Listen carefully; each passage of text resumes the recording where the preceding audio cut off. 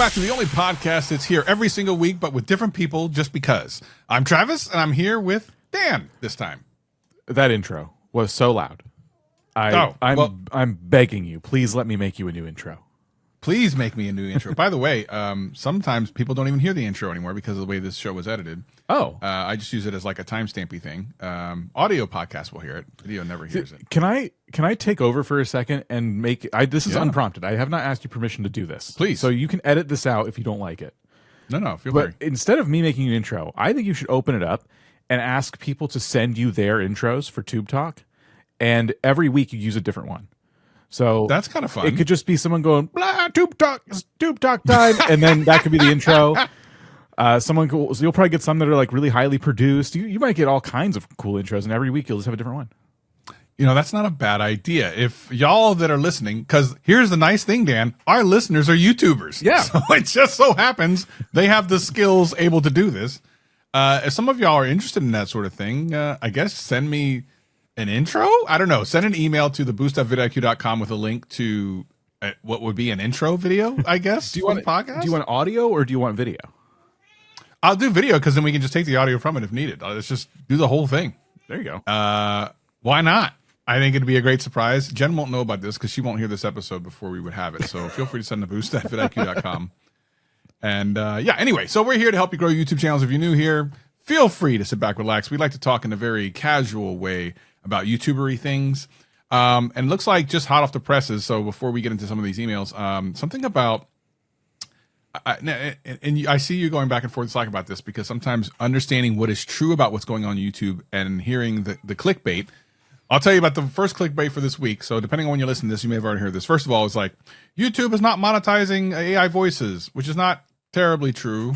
Even YouTube themselves has said that's not really it. This is just a tweak of, and we kind of briefly talked about this in the last podcast. It's a tweak on the existing monetization rules, but people will take a headline from it or something that they're like, this is what this means, and then just throw it all over the place. If you use an AI voice, you will not get monetized. That's not true. No. I saw this, and my response to this was, if you are a reaction channel, if you are re-uploading other people's videos, or if you are just mass producing like AI content with like zero effort on your part, then maybe you don't get monetized. But YouTube is probably still going to allow you to have that content on the platform. And the truth is, we can all probably name reaction channels and channels like that do seem to be monetized, even under these rules, which, by the way, have existed the entire time. They've been around for, well, a long time. I don't know when they started, but we've known these rules forever. They just changed the language a little bit, and everyone is blowing it out of proportion, which is, yeah. And it's really, more specifically, if I'm right, Travis, it's about monetization more than anything else, right? Like, they're just talking about, hey, we only monetize quality content. And then I think what you should be outraged about is how, if you want to be outraged, how selective it seems the process is for deciding, well, who gets monetized making this type of content. And YouTube has to draw those lines. I think that's why it's vague, deliberately so, because YouTube is kind of like, we know it when we see it. Which is what I said in Rob's video about it. But yeah, it's funny to see everyone blowing it out of proportion. Yeah, and I get it. I mean, I understand there's a lot of, and we found out by a poll a while back, I seem to remember, that a lot of the people who watch the main vidIQ channel are actually, quote, faceless channels. But faceless channels can mean a lot of things, by the way. Mm-hmm. I think that there's a connotation to faceless channels that mean like AI and all this stuff, but that's not necessarily true. There are tons of faceless channels that are commentary channels, drama channels especially, are almost always faceless, ironically. So there's entire niches that are faceless that's normal. It's like, it's fine. You're just seeing B-roll over top of the voice, and that's a faceless channel. But I think when we talk about faceless channels, we're talking about the ones that are kind of what people call like AI slop, or they're the channels that are made specifically just to make money because you're not into the creative side of things. And while that's technically a valid type of content creation, personally, I like the people that love what they're making. I like to help those people. I'm not really here to help people make these, click, and now you get a YouTube channel that gets lots of views and gets you money that has nothing to do with the passion that you love. It's not for me. Right. I'm the same way. I mean, there's going to be all kinds of channels that are even listening to the show, and I'm not here to judge specifically how you feel like creating. But I do feel like the vast majority of our audience is putting up some amount of themselves into their content, whether they're using some AI or a lot of AI. I still feel like the people who are most successful at the end of the day are the ones who are adding themselves to whatever they're doing. If you're reacting to stuff, the reactions, like you could even consider people who just talk about the news reaction channels to a degree, right? Because they are putting up a news story and they are giving you their feedback on it, their reaction to it. But there's always a line. There's nuance with everything, and the internet is famous for not being able to have a nuanced discussion. But there is a line that gets crossed with things like reaction channels, whereby the worst case scenario is they are uploading the video and just staring at it the whole time. And the best case scenario, in our opinion, I think, I don't want to speak for you, but in my opinion, is that we see somebody pause the video and say, okay, so what they're saying right here, that's nonsense. That's how I think a healthy reaction video looks. And the more they're putting themselves in that content, the more personable it's going to be. And the more, I think, in YouTube's mind, deserving they are of an opportunity to be monetized. Yeah, it's transformational, which is what you're supposed to do anyway. Yeah. And then there's a new thing, something about the trending page might go away, which is fine, I think. I don't know, is this even true? I've only kind of briefly read the back and forth. What is it? Trending page might go away, and there's something called charts coming out. What's that? I'm still getting a grip on this information myself. It sounds like YouTube is just calling it charts now, and it sounds like, but the word chart to me indicates, hey, we're going to be showing you more specifically why something is trending. Hey, look at this video and how it's performing against other things, like a more comparison kind of view. But that's my imagination. The problem, the things we're talking about right now that Travis is referring to, is just in one of our channels here at work, and we're trying to figure out where this information is coming from. Yeah. And my frustration, and this is more of a general frustration with the internet, is that have you ever gone on sites like, just, I don't want to name anyone specifically, but just sites that typically report on stories, and they report on them with confidence, but they don't link to the original source.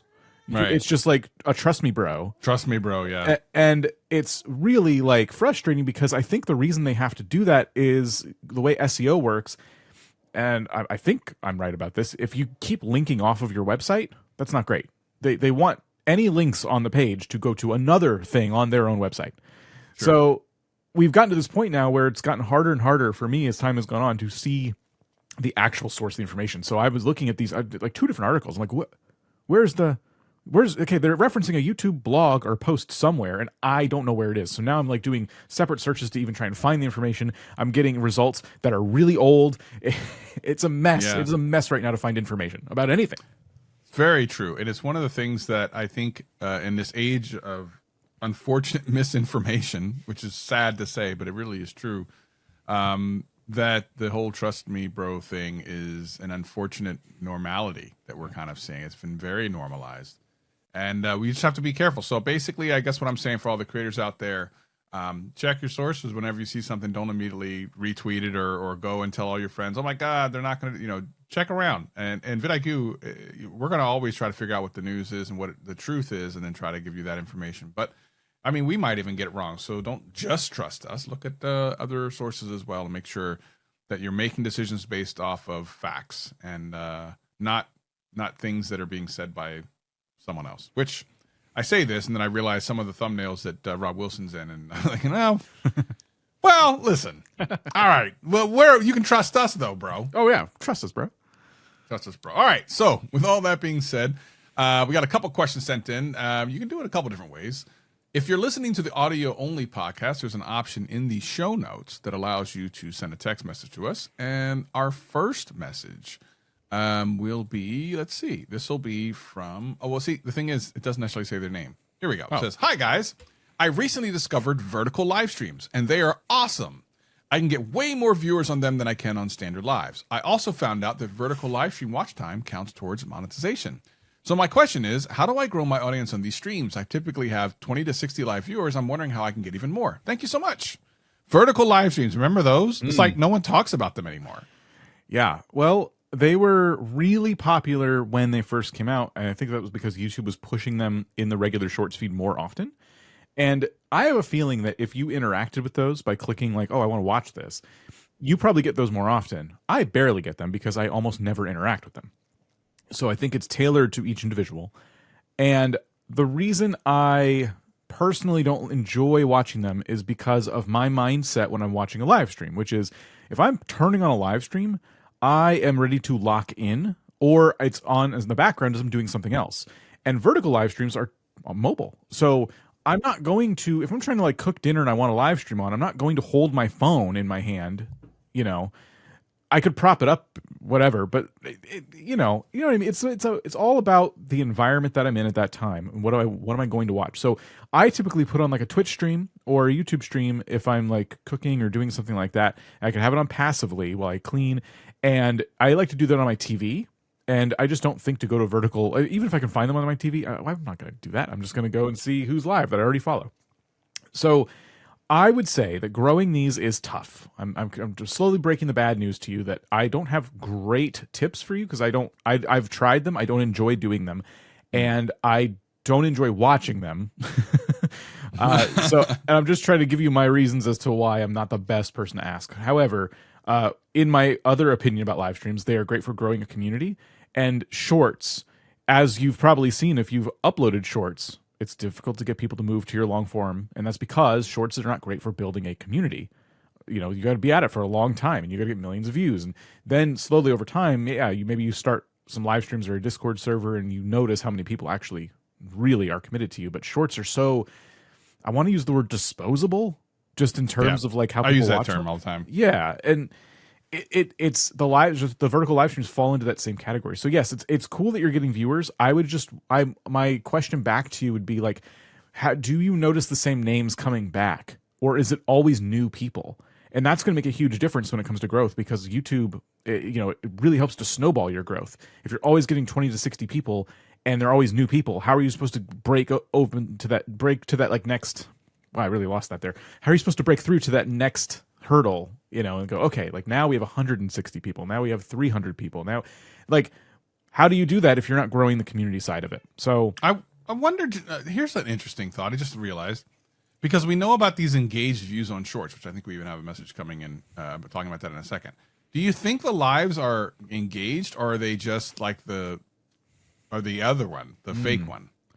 I wonder if they fall into the live tab, therefore there wouldn't be a differentiation between views and engaged views, because that only applies to shorts. And as this person pointed out, if these count towards watch time for monetization, then they're definitely more live stream than they are short. I would think. Yeah. I would think so. But the other thing is, like, if you have if you have like 50, 60 people watching, you should definitely have a pretty live chat, and you should have a pretty good idea of what people are liking, what people are not liking. I'm just unsure of like what that looks like in mobile. So I will say this, getting views on shorts and getting viewers on live vertical, which I consider live shorts in my opinion, are easier because they're just kind of shotgunned out, right? They're just kind of everywhere. So I think you're almost going to have to be more spectacular in your vertical lives than you would be in a regular live, I guess, in a weird way, if you want to continue to grow that, because in a regular live, kind of like what Dan said, I feel like I'm going to have more time with you. You're going to hang out and chat with me and hang out with us while we, do the recording, versus I can swipe you at any second. Like if I even squirrel, swipe. I swiped because I saw a squirrel. Like I feel like you have to be almost spectacular every minute. So it might be something about doing that might be really the key to unlock. The thing is, we should have asked John before he left, like, to do some vertical streams to see what that would look like. I have two more tips for this person. Yeah, go for it. I would say, one, a lot of people use vertical as an addition to something else. So if they're streaming on Twitch, they'll throw a vertical one on YouTube. Sometimes they'll do a vertical and a horizontal on YouTube at the same time. And what I've noticed is people, like, I'll be watching a regular looking live stream, and then they'll mention, by the way, if you're watching on YouTube on the shorts feed, we're actually live on Twitch right now. And I'm like, oh, I'm watching on Twitch already. So I guess they're live in two places. So you can absolutely run multiple live streams at the same time. There are tools out there to do that. I would look those up. And that is one thing you can do. And then the other suggestion I have for you is to go and watch some TikTok live streams and take notes on what the community is like there, because really what this is YouTube trying to eat into that market.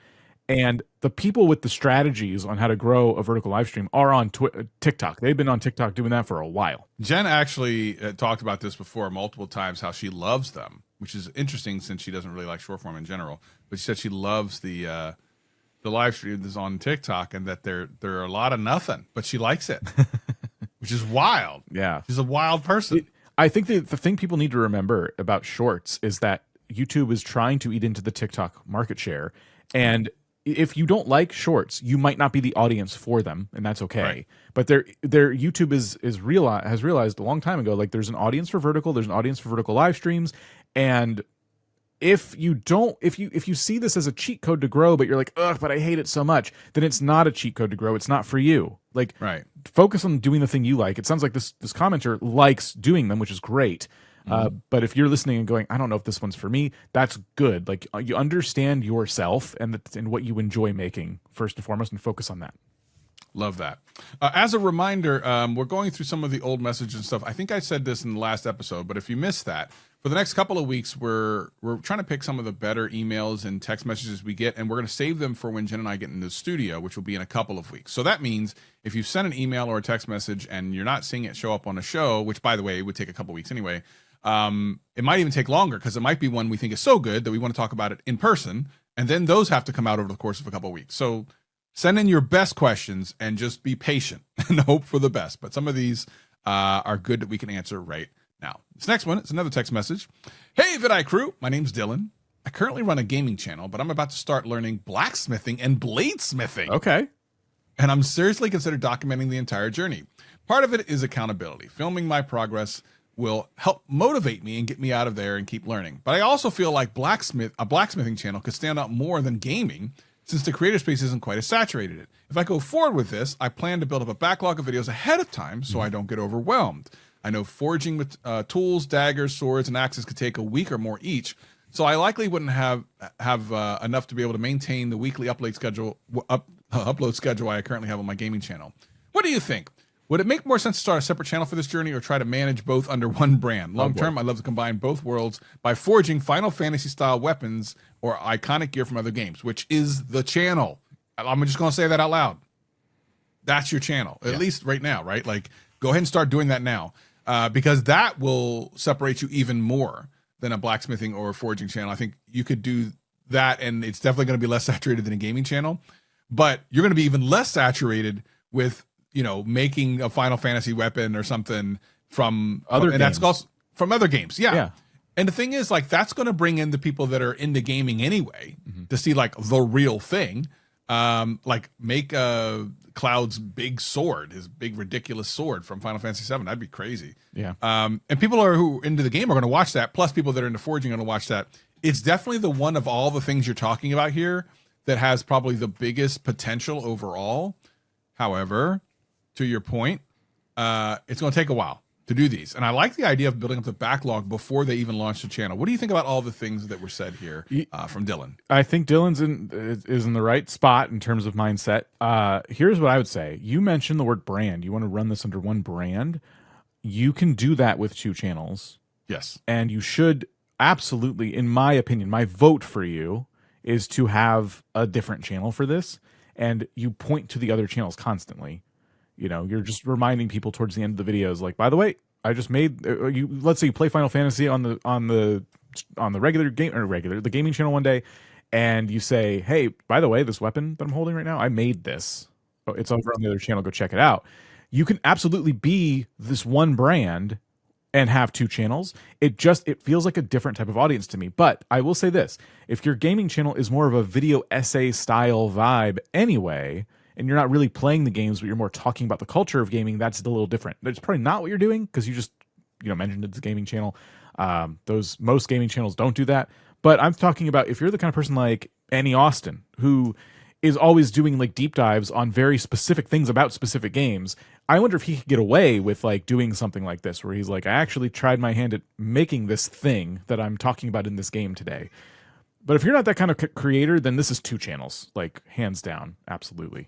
Yeah, I agree. I think understanding the value prop of this specific channel, where there's even less than if there are gaming channels and less than there are forging channels. There's this gaming forging channel. Like, it's such a cool idea that I would almost be excited to watch that. Like, I feel like that's the one you do right off the bat, because as a viewer, you can go to a gaming channel and be like, okay, I've seen it's cool. Maybe if there's another 5 videos I like, I'll subscribe.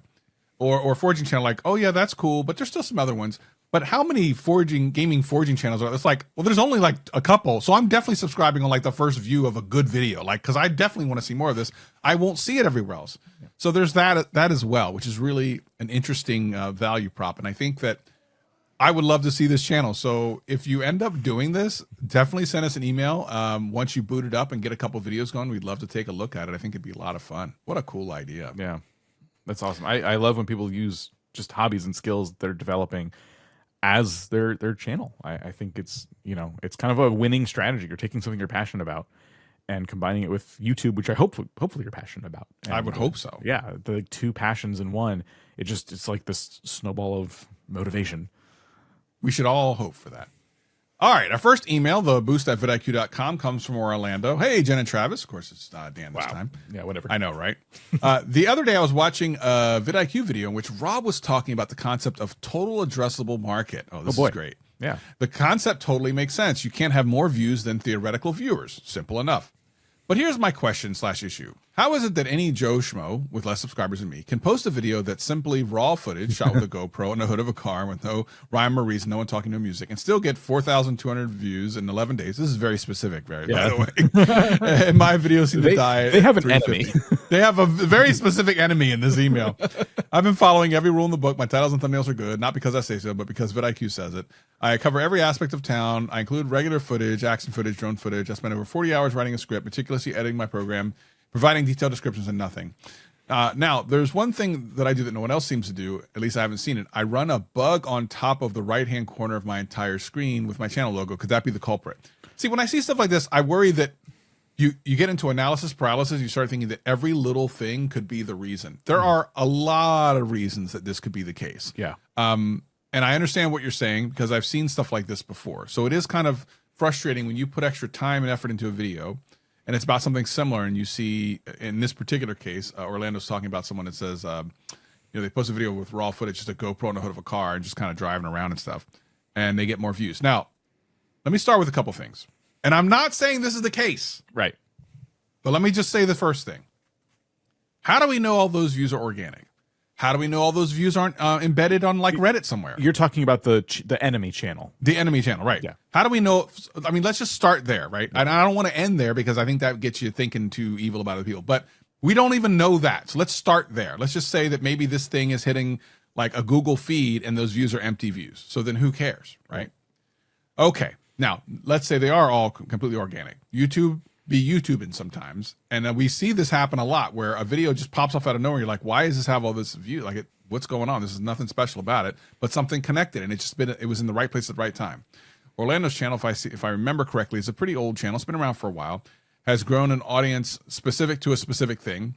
And this other channel, you know, they're saying it's smaller, probably hasn't grown a specific audience to anything yet, or maybe they have, and they've micro-focused on just this one thing by not putting any additional kind of thing in it. And YouTube's like, well, I know who likes this type of thing. Whereas Orlando talks about quite a bit of things and where he's from. So I feel like there's a lot of things that you can't control, a lot of things that you can't worry about. You look at those channels and you try to figure out what connected with that audience to see if that audience is something that you want to go after. And you do that by looking in the comment section. You look at the comments and you see kind of what things are connecting with people. And if they say, oh, I like this area, or I like the way you shot this, or I like how simple it is, those are keys. Success leaves clues. Sean Cannell said that. And I think it's really important to look at those clues to figure out what type of things maybe you need to tweak in yours. Maybe you're over editing. Maybe you're doing too much. Maybe you're being overly perfectionist about the type of content you need. Maybe you don't need that. So for example, if I'm looking at how to unclog a toilet, I don't need Mr. Beast type edits. I don't need that.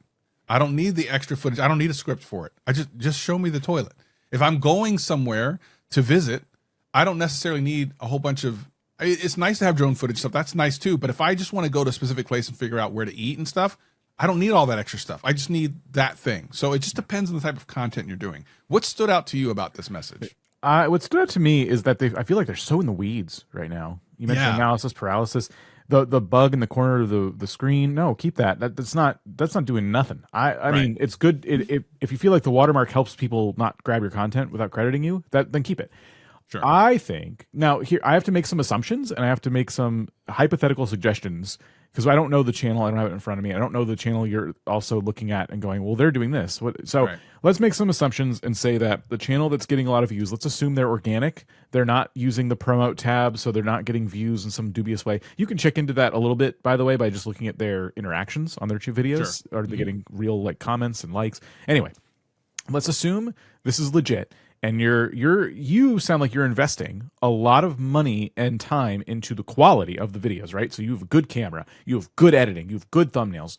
Everything is firing all cylinders with the quality. So what you did is you've learned how to get all of these tools and use them to make high quality videos. Now, the definition of high quality in this case would be literally the resolution of the videos, the pacing of the videos, all of the technical stuff. Sounds like if we just take your word for it, it's Orlando, right? As we take Orlando's word for it, it's all there. It's all working. But we don't know the topics of your videos or the person you're talking about or any of the other people in your niche. And I'm wondering if the reason your competition seems to be doing well is because of just I hate to say this. I'm really not trying to be brutal. And again, I'm doing hypotheticals and assumptions right now. But are their videos just more interesting sounding from a title thumbnail perspective? And when you get into the content, are their titles and thumbnails delivering on that interesting thing? So an example I could give you, if we're talking about dash cam footage, what sounds more interesting? A dash cam where you drive from your house to the grocery store, or a dash cam where you drive from your house to the grocery store and you witness a car crash on the way there? I'm not wishing for bad things to happen to anyone on the road, by the way. I'm just saying, unfortunately, people love a good train wreck. They can't look away from it, and that's the kind of thing that draws people in. So what is happening on their drives and what's happening on your drives, and what can you do to make your videos interesting? You know, and that's because all I can do is assume that your competition is just doing something that inherently is more interesting to the audiences that you're catering to. I want to say something that you just said. First of all, Russian dash cam channels are like huge on YouTube. Like, they're big things. And secondarily, speaking also about the dash cams, this is a true story. Back when I was doing tech reviews and stuff, I did a couple dash cam reviews. And I will tell you that one thing I am passionate about when it comes to tech is I think everyone should have a dash cam. I know it seems extraneous, but trust me when I tell you, you wish you had one when you don't have one and you need one, right? Better to have it, not need it, than need it, not have it. And almost every time that I would do a dash cam review, I would almost get into an accident. Weirdly, like twice, and it was recorded. I actually had to put it in the review. I'm like, I think I almost hit somebody. Like, what just happened? Because they're like jump out in front of me. I'm like, bro, I'm trying to literally review this dash cam. Thank you for proving the point as to why you should have a dash cam. Everyone go get a dash cam if you have a car. So, like, another example, you know that YouTube channel that shows the clips of that bridge that's too low and trucks and stuff always drive under it and just ruin the top of the a trailer will be there and the air conditioner will catch on the bridge and there it goes. That if you just watched the bridge all day long, it would be very boring. You know, car drives under bridge. So that's kind of where I'm coming from, is like, what are the topics of your videos? Like, and I really don't want to say this and have it misconstrued as like, wow, so Dan's advocating for me to deliberately cause and find accidents so I can get more views. Like, no, I don't know the channels we're talking about. I'm using extreme examples. But I do think that based on the question and the way that was worded to us, that you are really focused on the quality, the technical aspects you can control. And I think it's time to now, you've mastered that. Let's assume you've mastered that. I want you to focus on just topics and ideas. And when I say topics and ideas, think about it from the perspective of the people seeing the titles and thumbnails. You're putting videos out there. What's going to make someone stop and go, wait, I'm sorry, what happened? And make sure the thumbnails and titles support themselves. And like that, like make sure your thumbnail and title strategy is good. You claim it is great. Like, now let's talk about the actual meat and potatoes. What is the video about? And I can't get any more specific than that, unfortunately, because I don't have the channel in front of me. Right. I'm not asking you to send it or anything, but hopefully that was helpful. And I think that's so smart, is on point. And a lot of people miss the idea. We get on the creator side and we just think about that part, but we forget about the viewer side. And that's the whole reason we're here. Yeah. We have to have a good viewer experience. All right. Next one. This one is not really a question. I actually picked this just because I thought it was kind of funny, and I knew you were going to be here. How much are we all loving seeing the new? This is about shorts. This is from Chris. How much are we all loving seeing the new view counts and then looking at the engaged views and feeling like we were kicked in the pants? Love it, right? Seriously, how demotivating. Why not give me false numbers on my monetization and then pay me less? Great work, YouTube. Yeah, I gotta tell you, I think this is, I'm making another assumption here. Sorry, YouTube. I do feel like this is one that was done selfishly. I think it was. Because not, and for YouTube themselves, they are being selfish. And I think the reason they're being selfish, this is just my own little tinfoil hat. Okay, put your tinfoil hats on, everybody. You should have your Tube Talk branded tinfoil hats in the mail if you haven't gotten them yet. And the conspiracy theory I have is that the thing I hear about TikTok all the time is how easy it is to get views on TikTok compared to other platforms. We mysteriously we don't know much about TikTok's algorithm. It's a big mystery to us. Did YouTube realize, oh, they're just not counting engaged views like we are? Let's just change it. They only changed it for shorts. And again, like I said earlier, YouTube is trying to encroach on TikTok. So this was just YouTube trying to make it look like shorts is also an easy place to get views. It was a selfish thing they did, and they gave us a little bit back by saying, don't worry, you can still see the real views. They're just not going to be public on your channel anymore. And I'm also very frustrated by this. I don't like this update. I think YouTube, all of YouTube's platforms should be parallel to one another. And I don't want them to give us engaged versus non-engaged views in long form. That's not what I'm saying. But long form still works the way it always has. Now shorts counts views differently. They should all count views the same. I don't like how it's not parallel anymore. I don't like that shorts is this, it's the same app and it's all in the same place. All the analytics are in the same place, but it's like this whole different world. Caters to a different audience, has different analytics. And the more they change it, the more I'm like, maybe they should make another app called YouTube Shorts and get shorts off the main app, which I'm not advocating for. I actually think these should be in the same place. I like that they're in the same place, but if it keeps getting changed like this and they keep doing, like now we're doing vertical live streams and engaged views versus not engaged views, why it's so dramatically different and it causes confusion and it's weird. And I also don't like this update. Yeah, I don't blame you. And I 1,000%, I've said this since the very first time they announced they were doing this, that this is literally a play to get more in line with TikTok. Like that's all it is. Yeah. You know, you can tell that they care because routinely they'll come out with specs every like month or two with like, oh, more watch time than TV. We're the most streamed channel in the world and blah, blah, blah. Most streamed platform in the world. Like all these things that don't matter to the people that are using the platform, but are interesting to people that are like analytical about it, or I'm sure they care. So yeah, absolutely. This was a play for that. There's no other reason to do it. It's to make people feel good about themselves and to use YouTube over TikTok. That's what it is. It is what it is. I recommend storing your tinfoil hat in like a big Tupperware or something so it doesn't get crushed. And thank you for using that. Yeah. All right.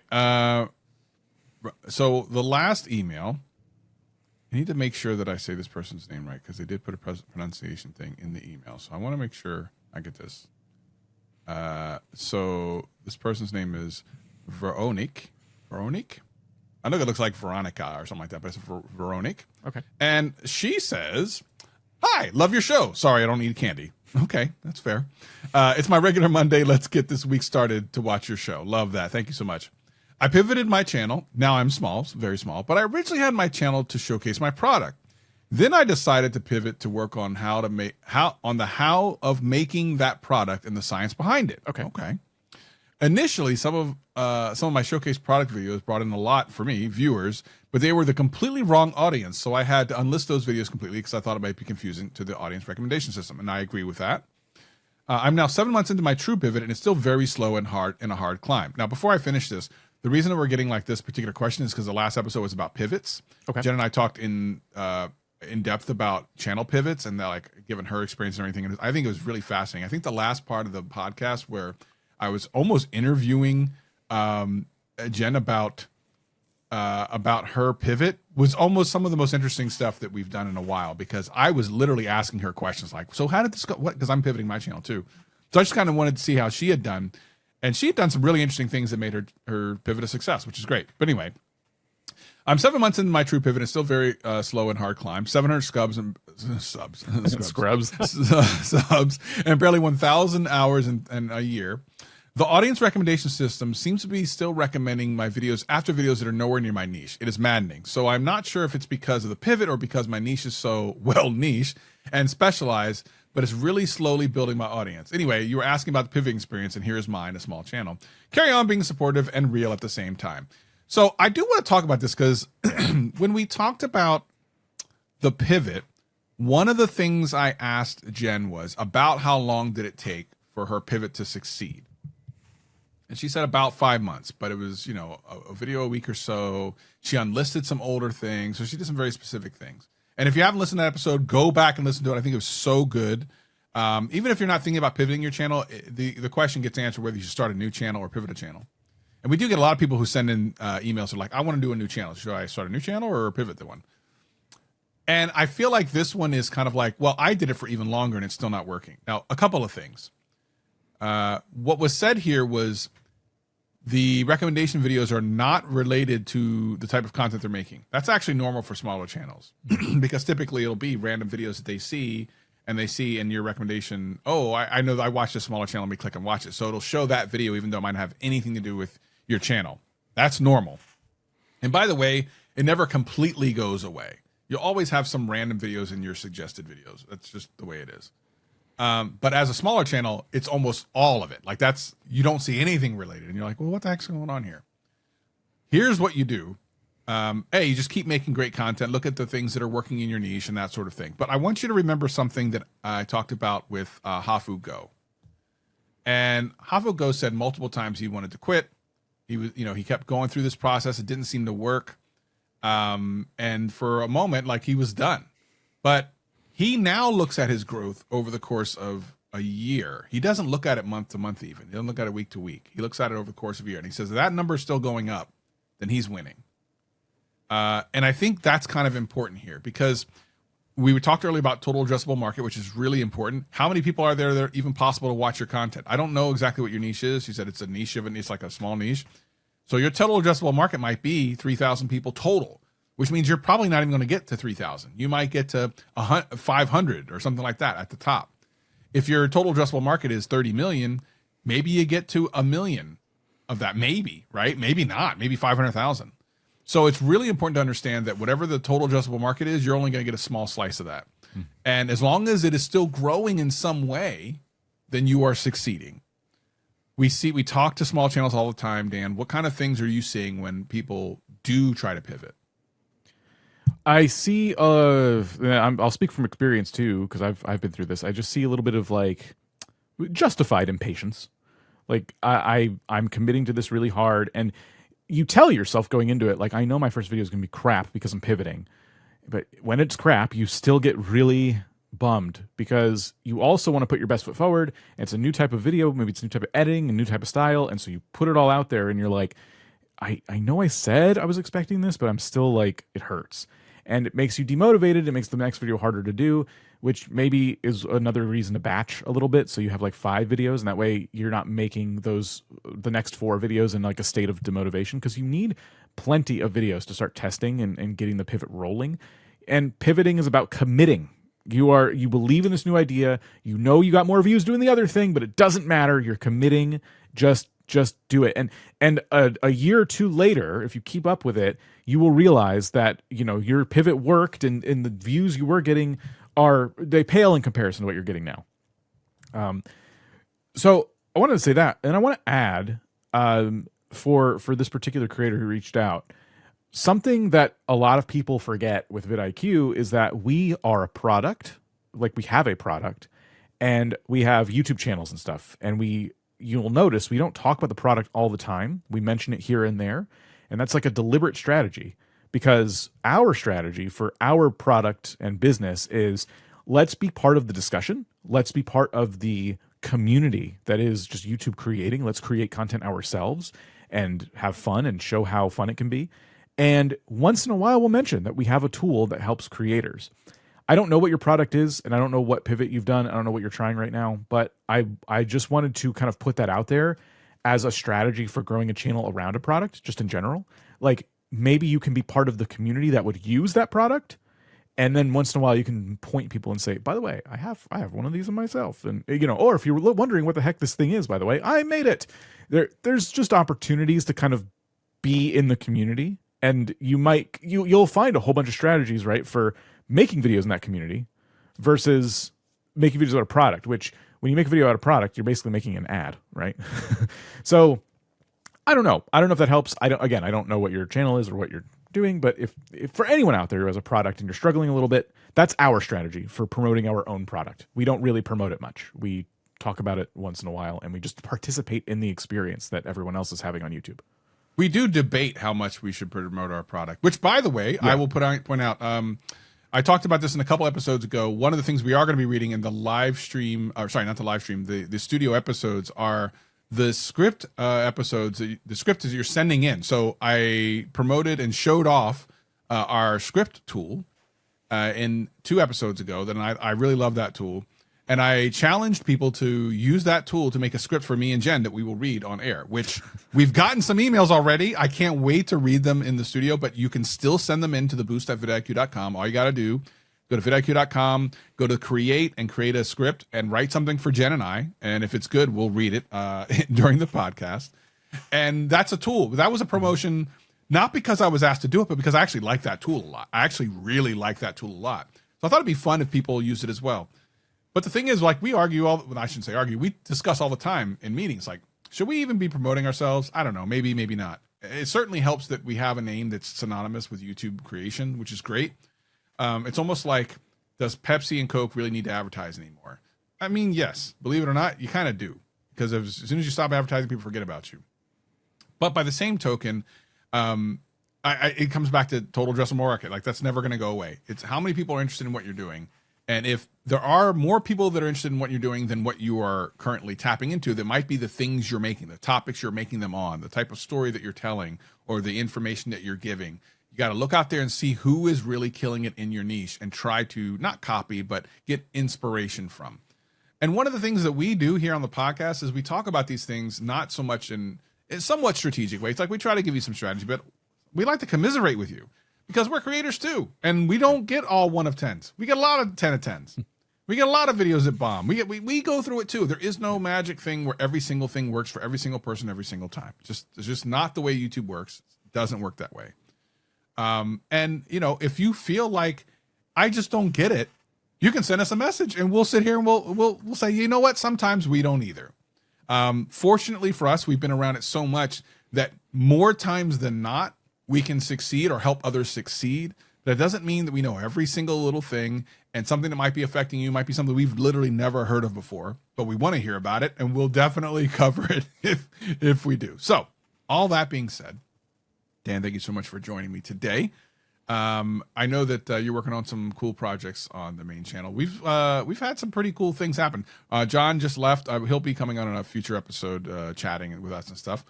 So that leaves an opening for live streams during the course of the week.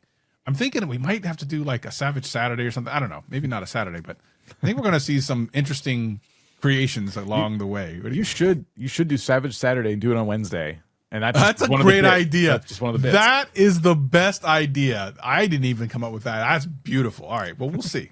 We'll see. Keep an eye out for that. Everyone, thank you so much for joining us. Of course, you can check us out on vidIQ.com. And if you're new here, feel free to hit that subscribe button if you had some fun with us. And if you're listening to the audio podcast, leave us a 5-star review only, because we love those. And we will see y'all in the next one.